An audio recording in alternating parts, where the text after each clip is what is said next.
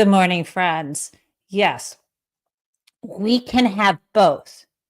Under the Trump administration, we have fascism and we have FUBAR, effed up beyond recognition. This is what I am saying regarding yesterday's ICE raid into MacArthur Park in Los Angeles. It happened yesterday morning and it was an utter flop. And at the same time, it is so messed up that there were tanks and National Guard members who were armed and ICE agents and God knows who else, and we're going to find out today, rolling up, marching across kids' playing fields while the kids had just been on those fields and trying to show that the military is boss. And supposedly there, because they are claiming that some gangs have taken over this park or these buildings, and it's all nonsense. And while they are, and by the way, they pulled in and pulled out like in 20 minutes. So we're going to talk about what this was and the very weird fantasies that the people who were orchestrating this, almost as if they were on the streets of Afghanistan trying to go up against an insurgency. It is crazy and it's real. And the only good thing I can say is every time ICE fumbles the ball, an angel gets their wings. So let's start out with what happened yesterday morning, because it was pretty difficult to know. I didn't even know this was happening late morning in Los Angeles. I was busy, I think, sitting at my desk writing and not paying attention to the news because, believe it or not, just like you, I'm not glued to a screen all day. So let's play what seemed to be happening live. If you were watching the news in California, you would have heard this and watched this kind of terrifying coverage. But remember, they fumbled it. So let's start with this. Breaking news here. This is in MacArthur Park. Scott Reif is in Air 7 HD. And Scott, we have a lot going on. We haven't seen much in the way of detentions at this point, but we see a lot of confrontation. What are you seeing? Absolutely. There's a lot of activity and a big deployment here, bigger than we've really seen in the past for the most part. You see the armored vehicle traveling right through MacArthur Park right now. You see a lot of people trying to antagonize them, if you will, coming up to the vehicle, stopping it, and LAPD has just responded. It looks like LAPD is going to be involved in some crowd control. You see them there on the bottom of your screen, but we'll push back into the armored vehicles. One of the things that is so difficult, these agents are not identified. You can't tell if it's ICE. You can't tell if it is National Guard. We had a convoy of National Guard vehicles go through here a few moments ago, and they left. Okay, so you're hearing what folks were watching on the news. Like, what the hell? I'm going to show you a little more of this official kind of overhead footage. And then, thank you, social media, I also have footage from people who were on the ground. So let's watch this for a little more.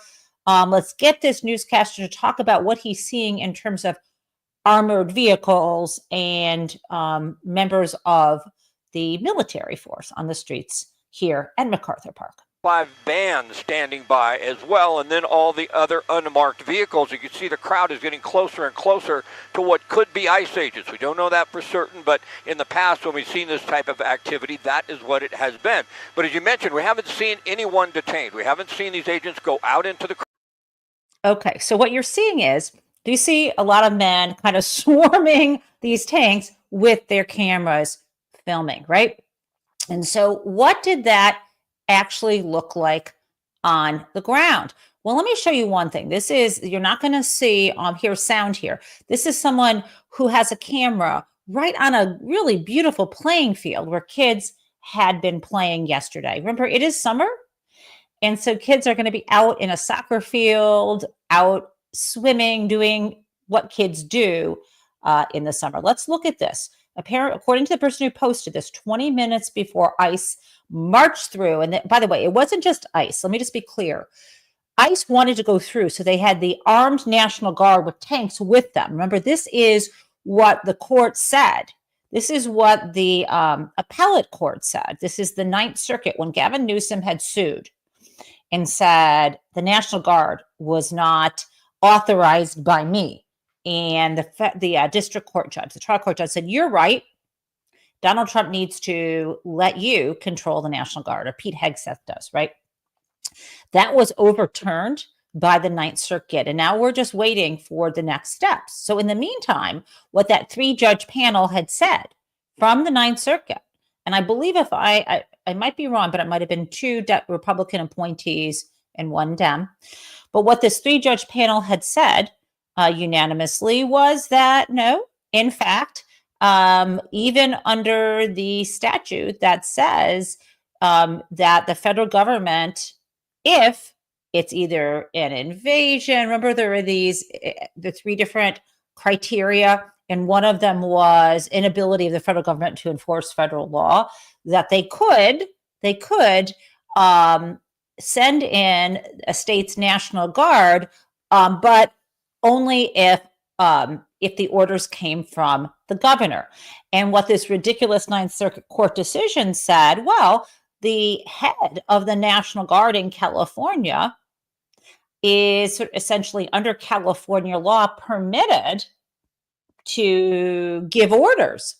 So as long as Pete Hegseth gave orders directly to the head of the California National Guard, those orders constituted the same thing as if they were coming from the governor. We talked about how that was weird, but weird doesn't matter when it comes to legal authority. So Donald Trump apparently thought he had the legal authority to send this National Guard group in, these troops in, full fatigues with weapons that are, ready to fire, and tanks to support ICE. But what was ICE doing there? They made no arrests. What was this, right?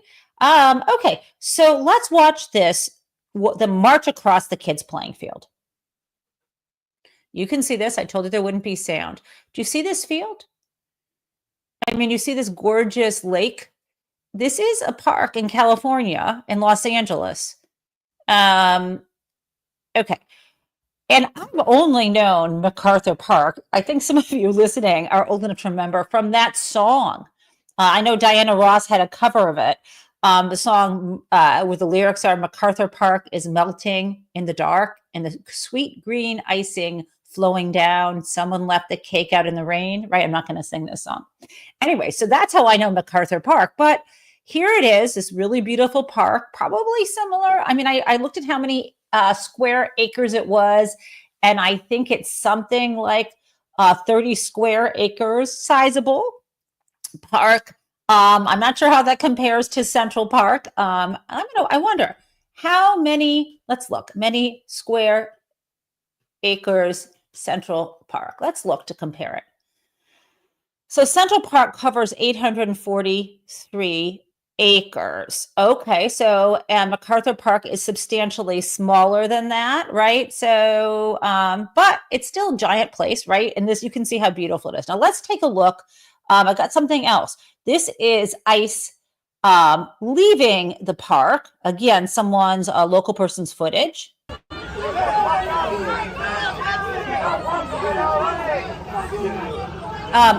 And let me just be clear. I say ICE, but in this case, this is the National Guard accompanying ICE. They also had Department of Homeland Security and others. Let's continue to play this. And you can hear people shouting, shouting at these folks. Okay, let's look.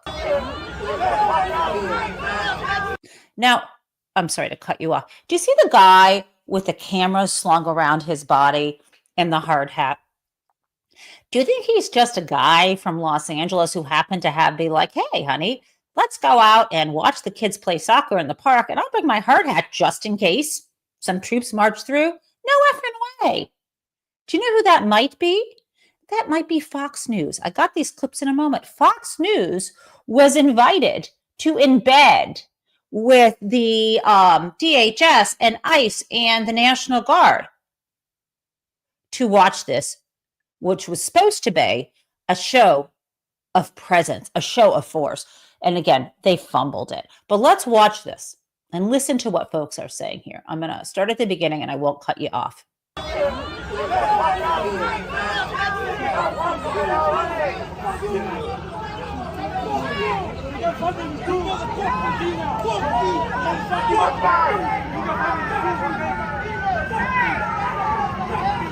So look, it's almost like as effective as Donald Trump's birthday parade.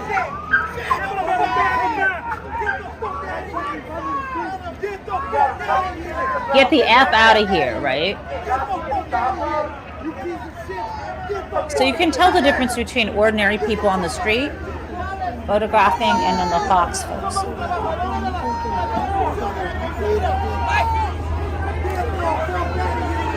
Okay.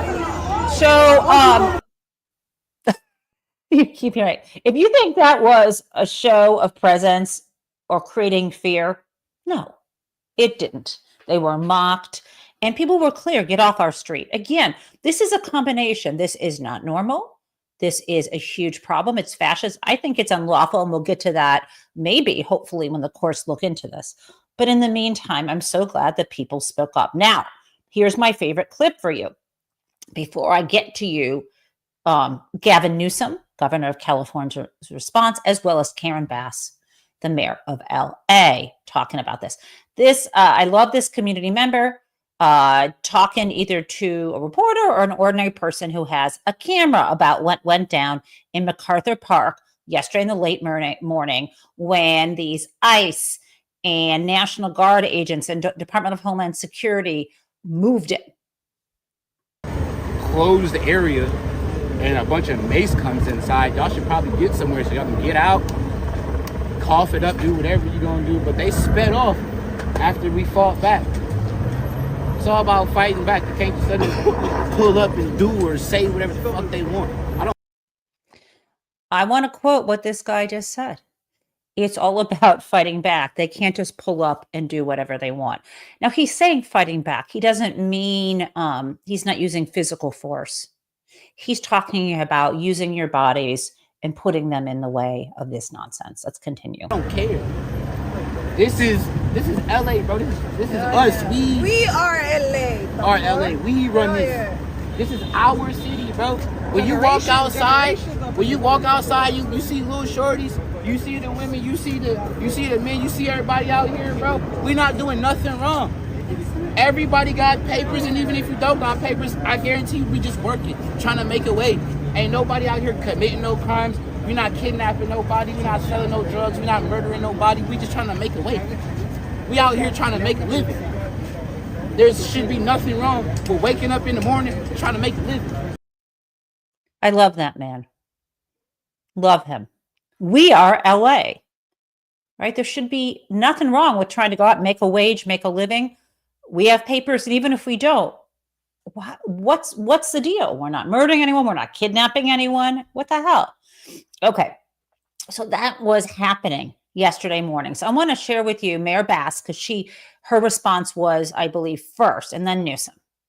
So this morning, it was frightening in Los Angeles to see tanks essentially rolling onto MacArthur Park. I watched a video a little later to see the troops along with mounted patrols marching through in formation at MacArthur Park, where the children that were there for their summer day camp had to leave and go into a building. So they had to hide the children because they didn't want the children to see that the park was being taken over by ICE. It was an egregious show of force. I have no idea what their purpose was. I don't even think they detained anybody. At this point in time, I think they just want to sow terror and fear around our city. And every now and then the military, the Custom and Border Patrol, or some other federal office shows up. Los Angeles was peaceful before June 5th. We need to go back to that. Thank you.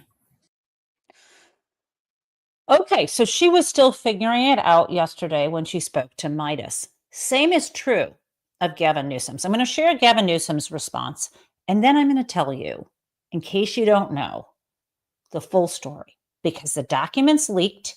Reporter Ken Klippenstein has them up on his Substack, and we are going to go through what the crazy plan was, the fact that it failed, And then we're going to move on to some other legal, money, and politics news, law, money, and power. So let's take a look at Newsom's response. What a disgrace what's happening in MacArthur Park. What theater. On the 6-month anniversary, after all, of these fires. That's the message from the polluted heart of the President of the United States. The polluted heart of Stephen Miller. Those National Guard men and women that were out there protecting people are now being used as political pawns. Out there on horsebacks running through soccer fields in the middle of the day. Timed around announcements and events like this. It says everything you and I need to know about the state of mind of the President of the United States in this administration. So to those that feel torn asunder by everything that's happened over the course of the last 6 months, notably highlighted and reinforced last 6 weeks and over the course of the last 60 minutes and day like today, I want folks to know we have your back and we'll continue to come back and do what we can to protect our diverse communities, to protect the spirit that defines the best of this city and our state, and to push back against this cruelty. To push back against this cruelty that is being perpetuated by the President of the United States. Whew. So that all went down yesterday. Now, like I promised you, I need to unpack for you the story. Because as this happened, of course, when you hear that troops roll in to MacArthur Park and you don't know why, and you hear sort of the edges of this, what really went down? Why did this happen? Obviously, it was planned. And why did it fail? So I've got for you this is Ken Klippenstein. He put this up first on Blue Sky. And I'm going to pull up Ken's Substack on this. And we're going to, sorry, I just have to log in. And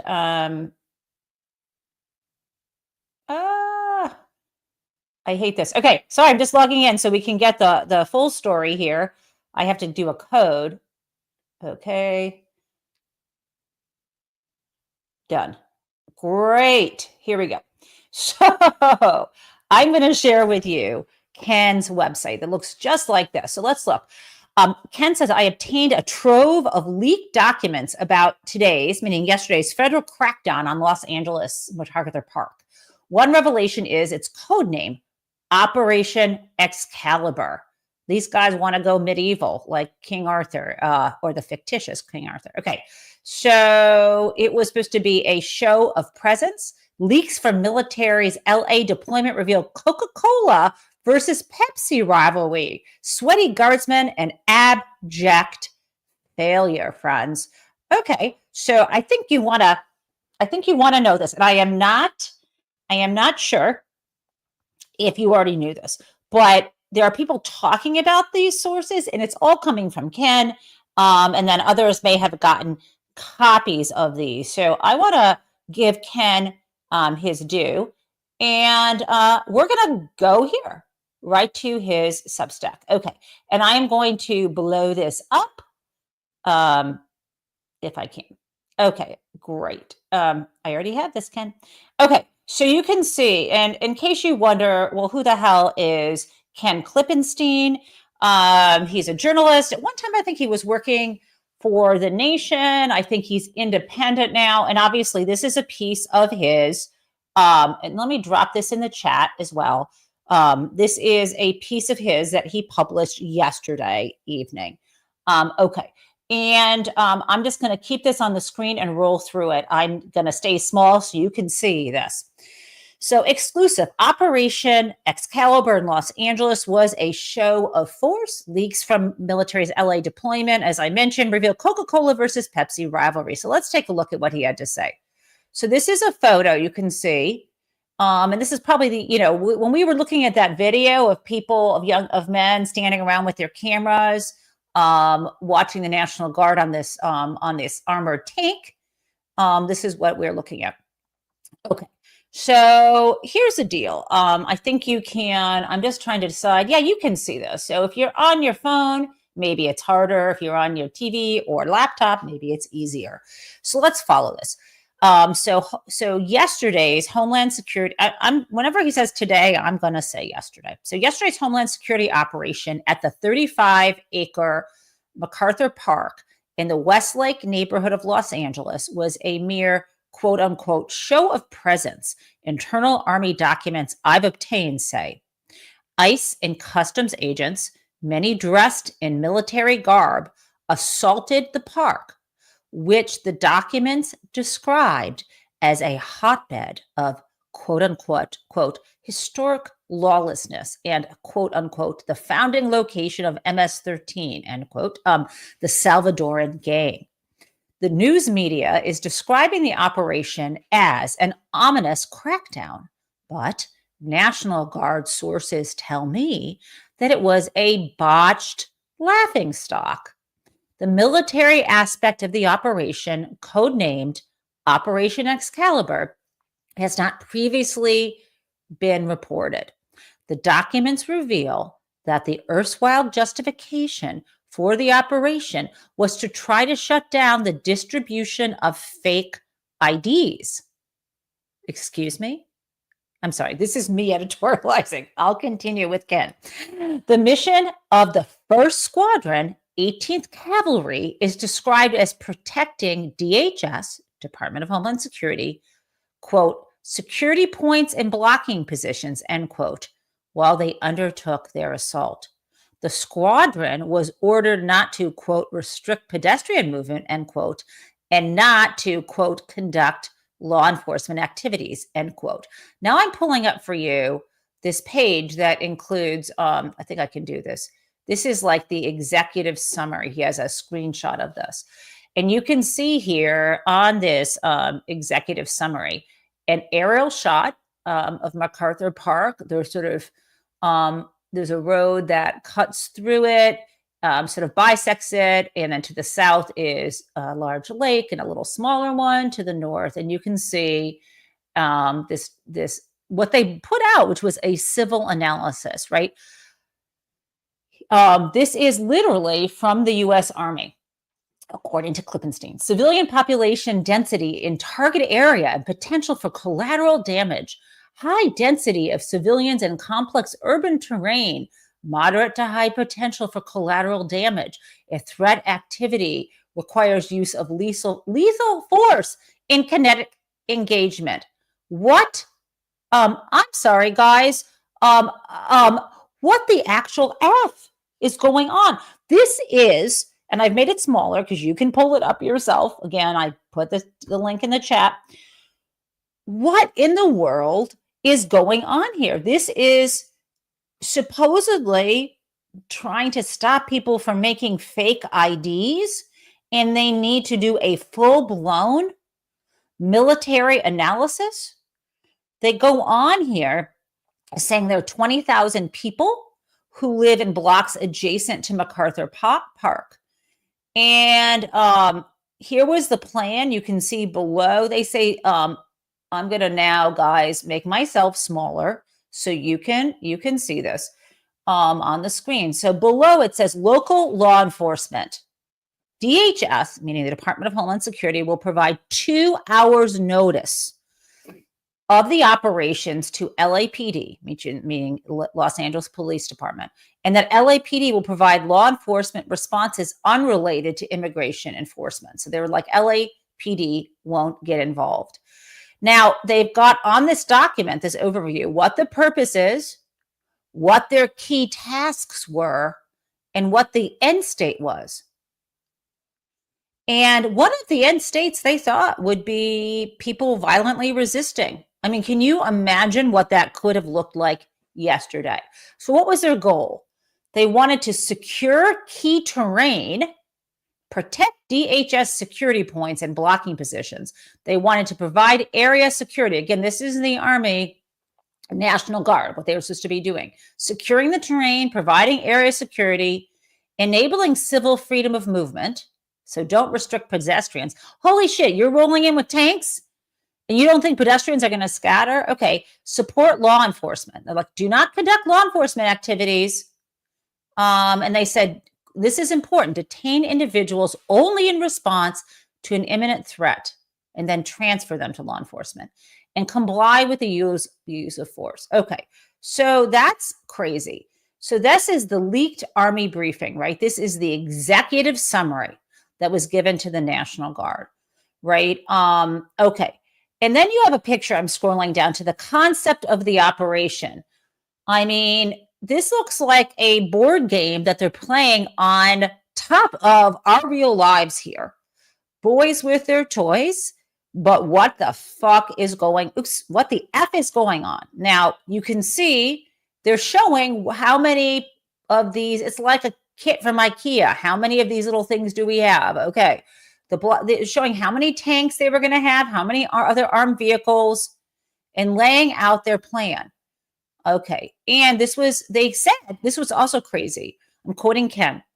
The operation was meticulously planned. The threat listed as high. And here's the quote. Criminal elements, likely including foreign terrorist organizations, MS-13, consider the park their home turf and could escalate to lethal violence. What? Okay, so then they show, if you can believe this, a heat map of the threat situation.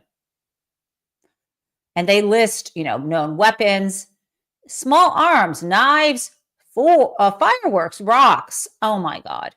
Okay, so what Ken says, which is kind of amazing, they lay this out, right? I'm quoting Ken Klippenstein.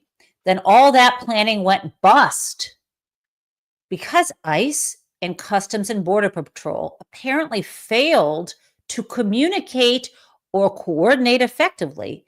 The military showed up too late, and Los Angeles authorities weren't notified, right, until 2 hours prior, although that was in the plan. Okay, so he spoke to a member of the National Guard who said to him, we were on the objective for 24 minutes. Again, the National Guard member told Ken many of the phase lines were not reported because they didn't happen. So we parked and then left. Soldiers did not get out of trucks. They stayed in the back of the 5-ton military trucks, sweating in the heat. Okay, that's what the National Guard source told Ken. Okay, so Ken adds, this is just the latest operation that didn't go off as planned, amplifying the sense amongst the California Guardsmen that the whole spectacle is idiotic and shameful.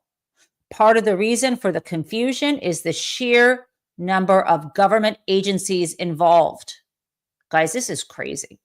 In this operation, according to the documents, 9 different federal agencies, including the IRS, were given radio code names based on soda brands, Pepsi, Coke, 7-Up, etc. That is, except for ICE, which was codenamed Inca, which may or may not be the Peruvian cola of the same name. I have no idea. So I'm scrolling down and you can see there is the code names. This was leaked. The ATF was A&W, Customs and Border Patrol, Canada Dry. I mean, IRS, Sprite, on and on. Okay, more from Ken. One Army source told me that it all felt like some joint military operation overseas where soldiers need to identify themselves as quote unquote friendlies on congested battlefields. And here is the kicker from Ken Klippenstein. Treating Los Angeles as a foreign country with insurgents to be defeated, military and homeland security intelligence views MacArthur Park as a viper's nest of illegality. An intelligence briefing produced by Army North, the task command overseeing military operations, says of the symbolic significance of the park, right? And this is the part I had read to you. Historic lawlessness, right? Okay, so more. There was also a background update, again, leaked. This is U.S. Army North. Okay, so there's more. This is another executive summary, an example. Okay, so this is, I'm going to stop sharing. I hope that you enjoyed that. So again, it failed, but what if it hadn't? This was inviting folly and danger, and it's totally unacceptable. Whew. Okay, so here's the deal. I'm going to add this for you. This is the part about Fox being embedded. So we've got Bill McLugan. You can see this here. And he says, breaking. We are with hundreds of federal agents and military as a massive federal immigration enforcement operation is underway in the MacArthur Park area of the sanctuary city of Los Angeles. Right? Meanwhile, and he's boasting. He says, Mayor Bass has demanded raids stop. Feds respond with one of the largest yet, including Border Patrol agents on horseback, protesters already showing up. So this guy from Fox News was pretty excited, hoping there'd be a confrontation. And again, it fizzled out. I love failures. I love FUBAR, effed up beyond recognition.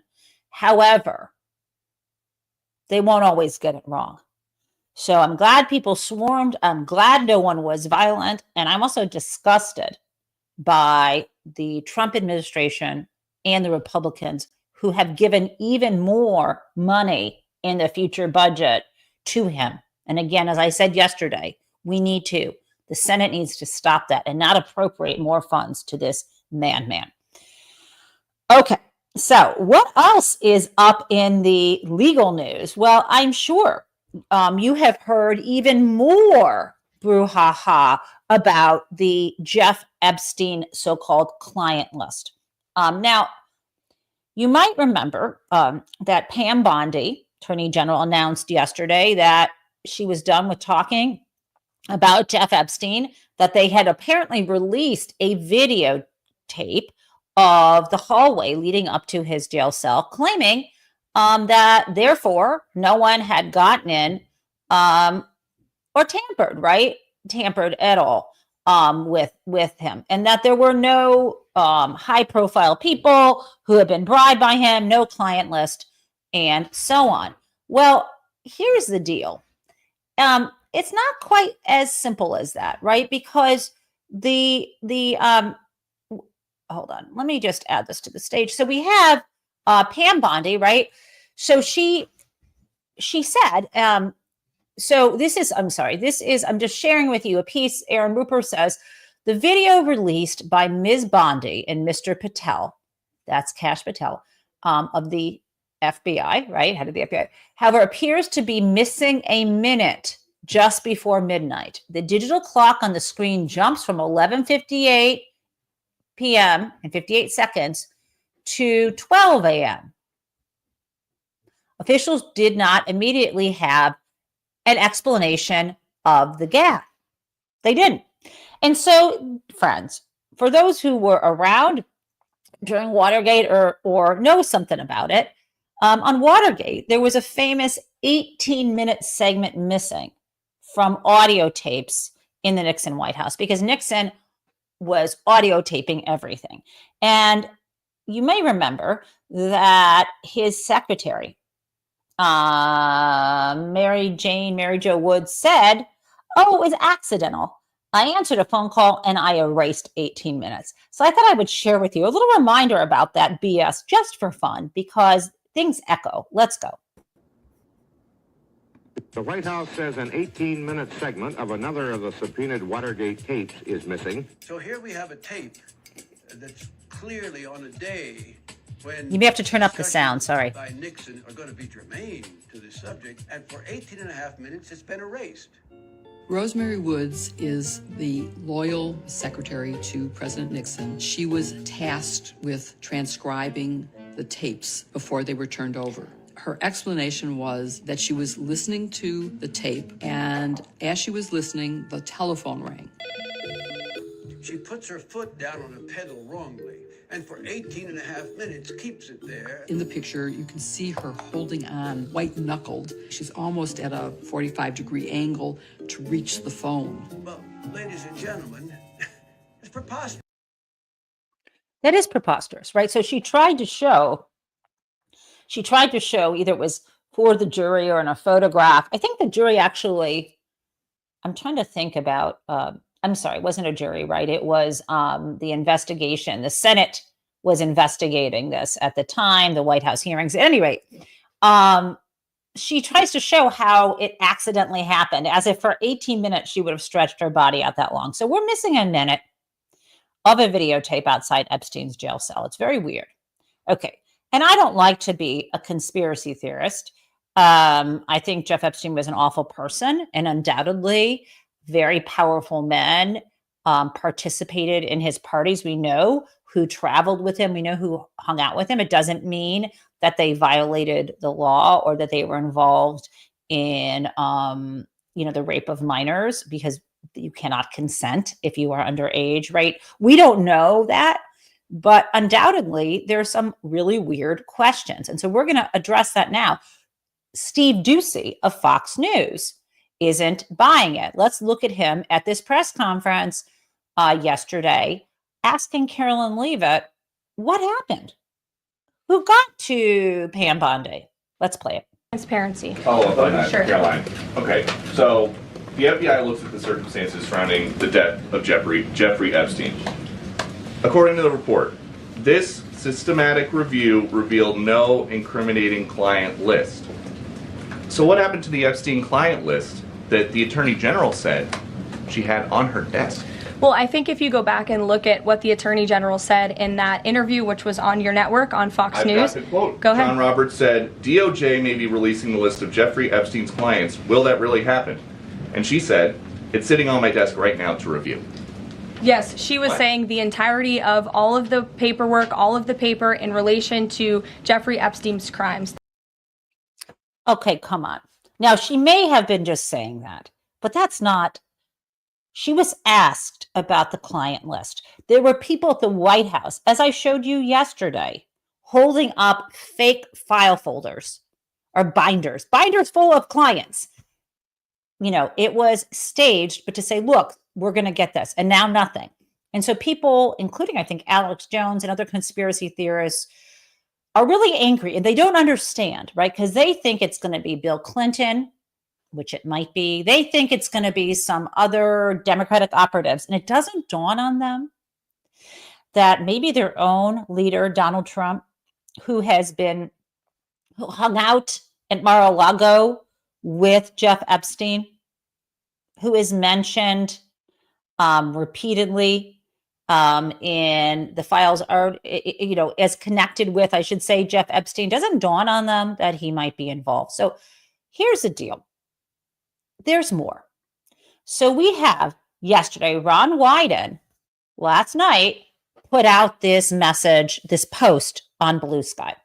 And it says, given the evidence my investigators have seen, this reeks of a cover-up. What reeks of a cover-up? Let's look. He's talking about them saying we don't have any evidence of any high-profile people who might have been bribed. There are no clients, etc. They said client list, but you know what they're talking about. So I'd like to share with you the article that Ron Wyden was talking about here. And my fear, well, let me just back up. There's some crimes for which there are statute of limitations. Those involving trafficking of children or raping children, no statutes of limitation. So there may be some concerns here about statutes of limitation running out, but we got to know what really happened here. Now, issues around bribery and extortion, those statute of limitations have run, but let's get to the heart of this right now. Okay, I'm going to share my screen so we can look at the very article Wyden was talking about. Okay, so I'm going to drop this also in our chat right now so you can see this, right? So this is this article. From the New York Times. Trump administration acknowledges lack of evidence from Epstein documents. I don't think I would use the word acknowledge in a headline. Acknowledge implies some level of truth. I would say Trump administration claims lack of evidence or states. Headline writers need to do better. And again, here's the subhead. After Attorney General Pam Bondi promised big revelations for months, the Justice Department noted, that's a better subword, a lack of evidence for conspiracy theories, including a client list and a jailhouse murder. So this is a picture, right, of Bondi from yesterday.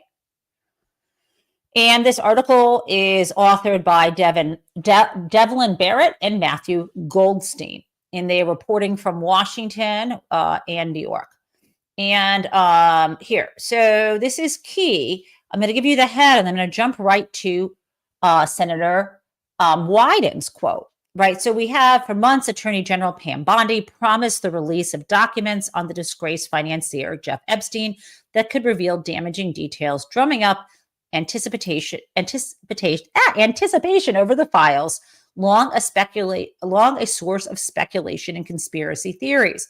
Right, but then on Monday, a memo by the Department of Justice undercut her own statements, pouring cold water on baseless claims. It amounted to a catalog of conclusions that affirmed those reached years earlier by investigators, including that Mr. Epstein killed himself while in a Manhattan cell awaiting trial. And again, I've told you, I think he did. I just don't think there was enough security around him so that he couldn't. Okay, so the memo said this systematic review revealed no incriminating client list. There was also no credible evidence found that Epstein blackmailed prominent individuals as part of his actions. We did not uncover evidence that could predicate an investigation against uncharged individuals. And she added, or the memo from her added, no further disclosure would be appropriate or warranted. Okay. So this is a deal. Right. This is, although Bondi had said she was going to release in phase 2, the so-called Epstein files. Right. She didn't. Right. This is New York Times article is the source for the language that I read to you about the 1 minute gap. Right. And OK, so the New York Times notes that in February, asked on Fox News about the so-called client list. She said, it's sitting right on my desk right now to review. And I'm not, that was also what we were looking at. I don't know if they were asked on Fox News or by Fox News at a briefing, but at any rate, good for you, New York Times. So here's the deal, though. I want to quote a couple things. You remember that when Musk was first having his beef with Donald Trump, he said, time to drop the real big bomb is in the Epstein files. That is why they have not been made public. The truth will come out. And then Musk deletes the post. Okay, so now let's go to Senator Wyden. The decision to end releases of information by Ms. Bondi drew criticism from Senator Ron Wyden, Democrat of Oregon, whose staff has been investigating more than $158 million in payments the billionaire investor Leon Black made to Mr. Epstein for tax and estate planning services. Can you imagine paying someone $158 million for tax and estate planning services? That seems high, even for a billionaire. The lawmaker has repeatedly pressed Ms. Bondi and others in the Trump administration for information about Mr. Black and other high-profile individuals and financial institutions who either paid fees to Mr. Epstein or managed his money. And I'm quoting Wyden. My committee investigators have seen substantial evidence in the possession of the Trump administration pertaining to prominent Wall Street figures financing Epstein's operations, Mr. Wyden said in a statement. Wyden goes on. The best case explanation for the Trump administration on their mishandling of the Epstein case is rank incompetence. But the much likelier explanation is that Trump and wealthy people around him have things to hide. Mr. Black has long maintained he did nothing wrong in paying Mr. Epstein for tax and estate advice and was unaware of Mr. Epstein's conduct. Of course he said that. And of course the New York Times has to say that, as do I, right? Okay. That is happening. So keep your eyes on that. Now, I've got some more updates. I've got some positive legal updates and some not great ones. Let's start with the not great one first, and then we'll do a positive one. Do you remember Judge Dugen, who was a Milwaukee judge who was arrested after she helped an undocumented immigrant avoid arrest? She took him through, you might remember, her courthouse, through this door to another, through the door of her chambers, to another hallway where he went down an elevator and was later arrested by agents who didn't have judicial warrants, but still, that's what happened. And you might remember that she was then charged by the Justice Department and that she made a motion to dismiss the indictment based on a theory of judicial immunity. Well, we have news for you, unfortunately, that her theory of judicial immunity was denied. Some detail, so the indictment was not dismissed on those grounds. She can still make a separate motion to dismiss the indictment on the merits, but I want to share with you what this says. Basically, it is well established, the judge writes. This is Judge Nancy Joseph. This is a magistrate judge in Milwaukee. It is well established and undisputed that judges have absolute immunity from civil lawsuits for monetary damages when engaging in judicial acts. This, however, is not a civil case, and review of the case law does not show an extension of this established doctrine to the criminal context. Accordingly, I recommend that Dugen's motion to dismiss the indictment on judicial immunity grounds be denied. I also recommend that the court declines her invitation to dismiss the indictment on 10th Amendment grounds and on the canon of constitutional avoidance. Finally, it is important to note that nothing said here speaks to the merits of the allegations against Dugen. Dugen is presumed innocent, and innocent she remains unless and until the government proves the allegations against her beyond a reasonable doubt to a jury at trial, right? So that's not great, but I wanted to give you that update. Now, on the positive front, huge news yesterday, and I think it was even covered maybe on Rachel last night. I fell asleep in the middle of her show, though, not because of her, but because I like to sleep. Okay, so what happened yesterday, remember Judge Boasberg? I think you probably do. He has the case, Judge Boasberg is still dealing with some of the cases, the original case about the folks who were sent to CCOT prison in El Salvador, right? He still has that. There was the original JGG case that he had where the Supreme Court had said, after it got appealed, that this judge in DC does not have jurisdiction about people in El Salvador who are sitting there, but he could have jurisdiction over people in the United States who are in his district, right? Well, or people afraid of being sent to CCOT. Well, something incredible happened in that filing.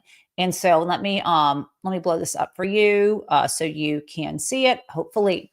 So Chris Geidner, fabulous legal journalist, noted documents filed in court today, so this was yesterday, assert that officials from El Salvador told the United Nations that, quote, that it, quote, facilitated the use of the Salvadoran prison infrastructure, end quote, by the U.S., but that, quote, the jurisdiction and legal responsibility for these persons lie exclusively with the United States. So this was in a filing, and you can see the language here, filed yesterday in Judge Boasberg's court.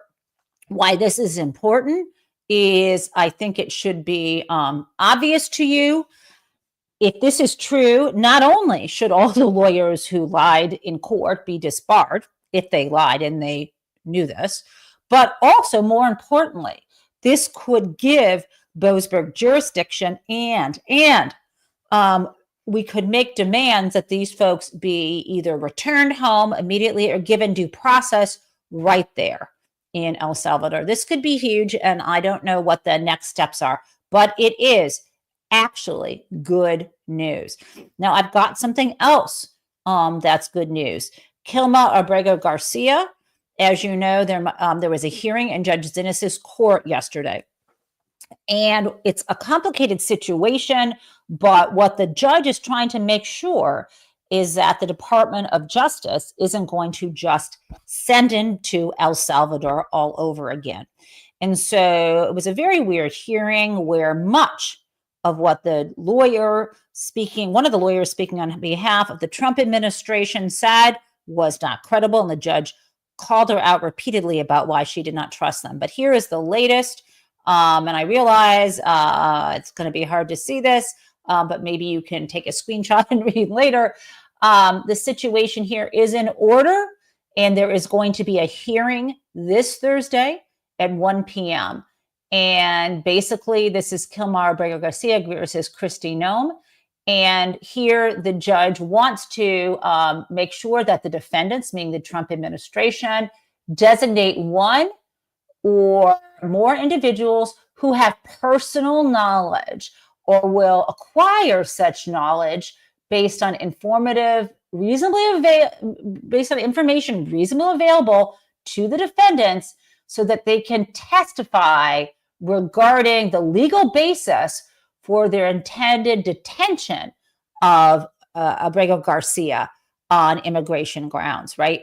Because I think that you may remember, and this is very important here, the Department of Justice started to investigate him criminally and indicted him on criminal charges. But it doesn't mean he needs to be detained on immigration charges. So, remember, he is not, let me just back up. We have a criminal justice system for which he can be released on, bond or on his own cognizance, which seems like it would be happening in Maryland. Now, what his lawyers are asking is that he be able to go back to Maryland. But the judge doesn't want the Department of Justice says, we don't have to send him back to Maryland. Okay. Zinnes says, yeah, you do. That's what that's what the Supreme Court meant in other rulings, saying you have to restore a person as if this due process violation had not occurred. The separate question, so you've got this criminal trial and you've got this immigration issue. Remember, he was here lawfully, and even though he had been detained in 2019, the under the immigration law, the government hadn't objected to him being able to have this status where he would not be deported. So they want him to be able to go back to Maryland, not be hauled away by ICE and sent to El Salvador or anyone else. So there's going to be a hearing this Thursday on that. Okay, guys, I have got a couple more things before we get to crazy town. And this is something that I think is fabulous. So this may cheer you up. The New York Times owners and executive and editors are trying to do everything they can to dash the hopes of the Democratic nominee for mayor of New York, Zohran Mamdani. And what's kind of funny is they're digging so far to even say, well, his SAT scores were, above average, but not stellar. What the hell does that even mean? So he is so popular that this is really funny. They were trying to film a campaign video on the streets of New York, but everyone recognizes him. So the campaign video ended up being everyone stopping him. Let's play this. Every take is going to be... all right. That's slower than a tourist walks in Midtown. Okay. You want a photo, brother? Yeah. Yeah, let's take one. Yes, that's me. Yes. Excuse me, I need a picture. Yeah, we can take one. Thank you. I appreciate you. I voted somebody that won. Thank something. you. Congratulations. Thank you so much. You better win. Thank you. We're on our way. Thank you. Yeah, no worries. Thank you. How's it going, guys? Thank you. You gotta catch up to me over here. How you doing, brother? Thank you, guys. Thank you, my man. I appreciate you. Thank you. Yeah, for sure. I mean, you get the idea. It goes on from there. It is very, very sweet. Okay. I got a couple other things for you. So Donald Trump is now, maybe because Bibi Netanyahu visited him in the White House and said he deserves a Nobel Peace Prize again, Donald Trump actually is now of the view that his, the U.S., that his unlawful bombing of Iran's nuclear facilities is the equivalent of Truman's decision to drop the bomb on Hiroshima and Nagasaki. And I don't know if I'd want to claim that as something, as an analogy, but it is audacious in its own way. So I want to show you this only so you can not just hear him say this, but there's something wrong with this man. Now, we've already talked about what a joke his makeup is and how weird he looks, but he's getting into that Mussolini phase. I mean, he looks totally doped up, dumb. And the fact that no one has the courage to say, sir, I think you should have a professional makeup artist because, no offense, sometimes you look really fucking effing weird. The fact that no one can say that to him around him tells you how messed up the situation is. You also see Pete Hegseth sitting next to him, it appears, but kind of moving away. I don't know if it's the smell or he's afraid that the pancake makeup may get on his white collar. Let's watch this. Because you're sending the letters to follow up on Ed had asked earlier. You're counting these as deals by saying, here's the tariff rate we're going to charge. I'm saying here it is. Congratulations. He's talking now about the tariff deals. I'm sorry. Let me just be clear. There's another one about him dropping the bomb. These are about the tariff deals.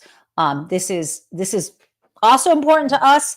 He's messing with the markets again by sending letters out to countries telling them there's going to be tariffs, again, random selected numbers that they'll go into effect in August, or maybe they won't go into effect.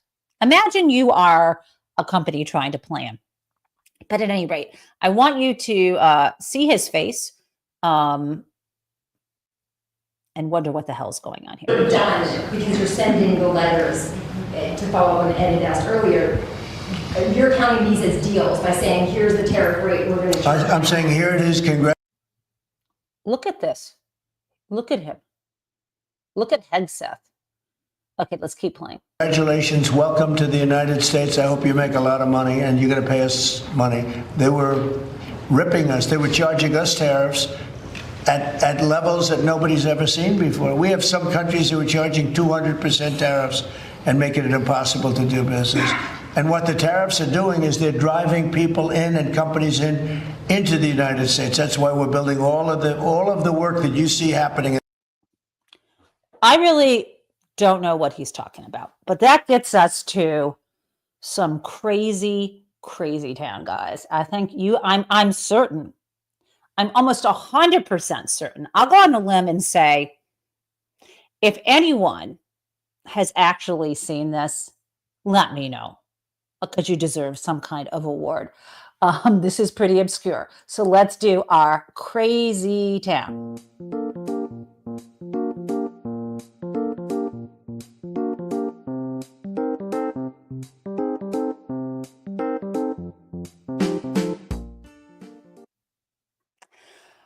Okay. Crazy town. I don't know if you know the depths of the conspiracy theory insanity around MAGA, involving theories that somehow equipment that can predict, equipment that is like weather radars used by the government, weather radar equipment used by news organizations. There's a theory, and I think Marjorie Taylor Greene might be part of this. I don't know if it's the whole Jewish space laser thing, but there actually are people who believe that the sophisticated weather radars that are helping predict storms are causing them. I swear to you. And they believe, or they claim, that this equipment is being used to flood areas where Republicans live. And I don't even know. This is kind of flat earth stuff. So what I want to share with you is footage.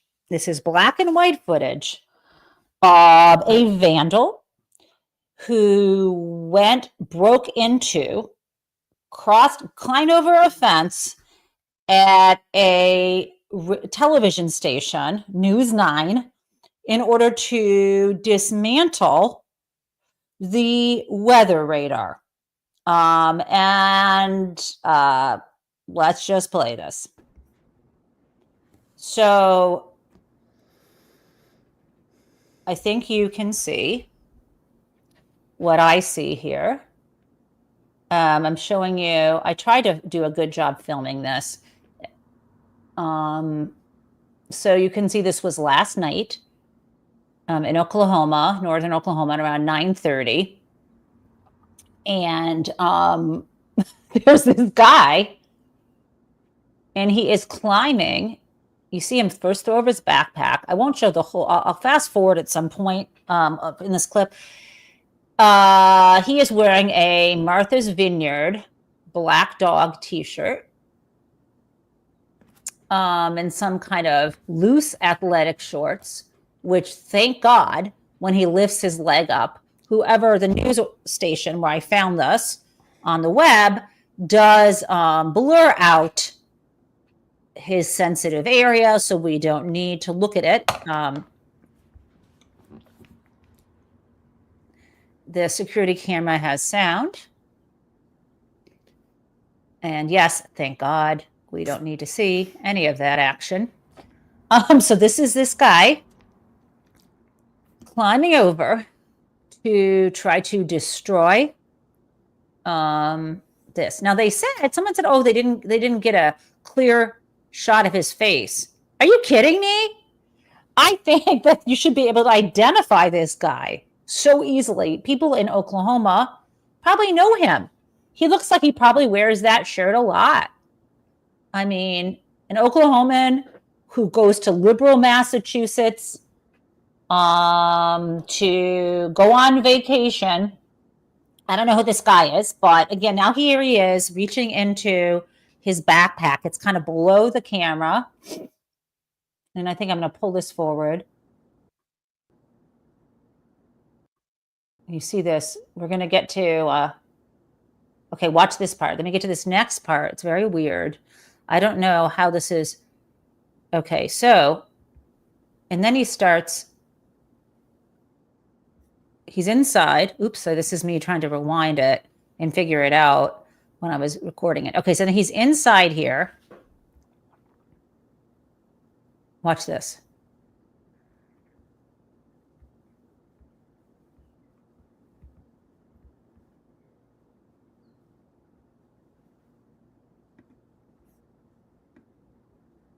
Sorry, I was rewinding it. I did a terrible job on this, but you get the idea here. Okay. What's going on, right?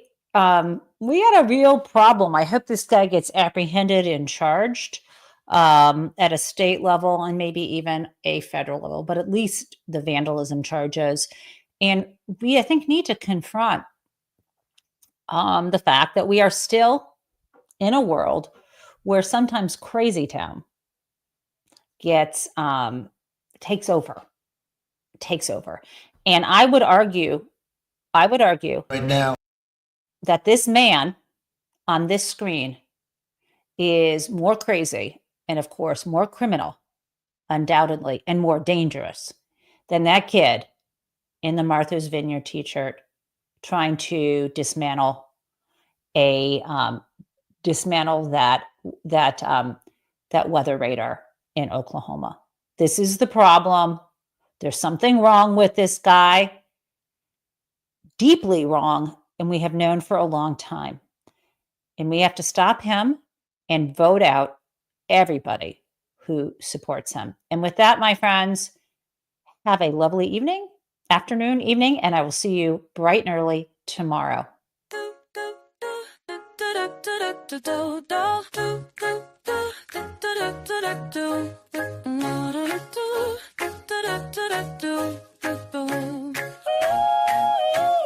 Hello, prison mates. It's the Gen Taub Show. Well, welcome everyone. Let's learn about what is happening in politics yesterday and today. There was hope, and we are together in this democracy we work for.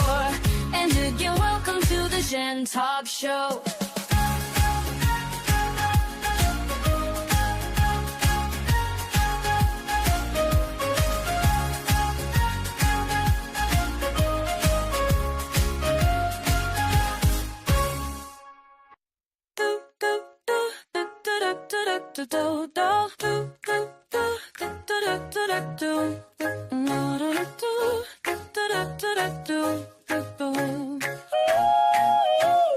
Hello, prison mates. It's the Gen Taub Show. Well, welcome everyone. Let's learn about what is happening in politics yesterday and today. There was hope, and we are together in this democracy we work for. And again, welcome to the Gen Taub Show.